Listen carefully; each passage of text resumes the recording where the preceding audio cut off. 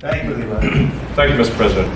I actually just call myself a humble tech support here because this is actually, as crazy as it sounds, that is almost a literal description of the work that the Doge team is doing, is helping fix the government computer systems. Many of these systems are extremely old. They don't communicate. There are a lot of mistakes in the systems. The software doesn't work. So we are actually tech support. It's ironic, but it's true. The overall goal here with the Doge team is to help address the enormous deficit. We simply cannot sustain as a country $2 trillion deficits. The interest rates, just the interest on the national debt, now exceeds the Defense Department spending. We spend a lot on the Defense Department, but we're spending like over $1 trillion on interest. If this continues, the country will become de facto bankrupt.